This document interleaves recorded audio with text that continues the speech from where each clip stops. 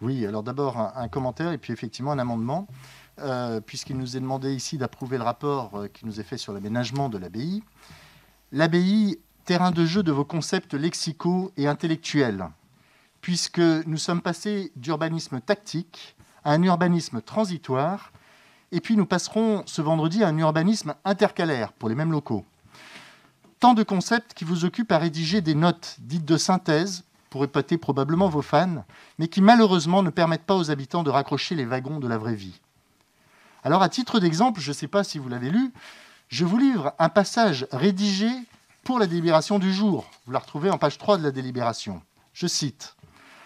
Au sein du périmètre de la concession d'aménagement, certains tenements privés apparaissent potentiellement mutables. Il conviendra que la maîtrise d'œuvre urbaine puisse, autant que de besoin, dans une stratégie d'activation des opportunités, en esquisser un devenir aussi bien du point de vue programmatique que de la forme urbaine. Franchement, faut-il avoir fumé toute la moquette de l'hôtel de ville pour inventer ce genre de phrase ? Très honnêtement, qui a compris dans la salle cette phrase ? Plus sérieusement, vous nous faites une surenchère de sémantique sur ce malheureux quartier de l'abbaye, alors même que les enjeux y sont majeurs et que la réalité humaine de ce quartier mérite des solutions pragmatiques.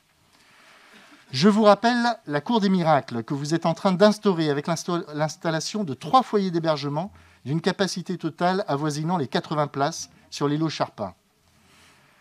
Je salue la qualité des associations qui portent ces projets, mais j'insiste encore une fois, ce n'est pas aider ces populations en très grande précarité sociale que de les concentrer sur cette placette. D'autant plus que vous avez la suprême attention d'entourer ces îlots de logements sociaux. Je vous le redis, ce n'est pas notre conception du travail social et de l'intégration. Ce n'est pas notre conception de la mixité sociale. Certains membres de votre majorité sont membres de l'ADES, qui a récemment publié un rapport étayé sur la mixité sociale à Grenoble. Les chiffres sont quand même édifiants et s'aggravent depuis 10 ans. Mais vous poursuivez la même politique de densification qui perpétue le problème. Alors, par ailleurs, nous avons effectivement un amendement à proposer à cette délibération. Puisque nous sommes dans le secteur, je vais vous reparler de l'aménagement de l'avenue Washington. Et c'était dans le Dauphiné libéré de ce matin. Une fois de plus, puisque vous ne daignez toujours pas écouter les habitants malgré leur saisine et nos nombreuses interpellations en conseil. Contrairement à ce que vous affirmez, vous ne concertez aucunement les habitants pour le nombre de places de stationnement. Ils nous l'ont encore fait remonter, s'indignant des réponses que vous nous avez faites lors du dernier conseil municipal. En conséquence, une fois de plus, nous proposons l'amendement suivant. Avant toute poursuite des aménagements du secteur, le conseil municipal décide de répondre favorablement à la demande des habitants de l'avenue de Washington, décide qu'une véritable réunion de concertation se déroulera avec les élus responsables, qui portera sur le nombre de places de stationnement dans le secteur et qui prendra en compte la suppression des places, cité de l'abbaye, et les besoins des riverains, des visiteurs, mais aussi des sportifs. Merci. Merci. Madame Peters. Merci, monsieur le maire. Monsieur Pinel, je vais vous faire la même réponse que je vous avais déjà faite lors du conseil municipal précédent, puisque vous aviez déjà déposé pratiquement le même amendement. Réponse qui faisait également suite à la réponse de monsieur le maire à la question orale sur le sujet. Il y aura évidemment concertation avec les habitants.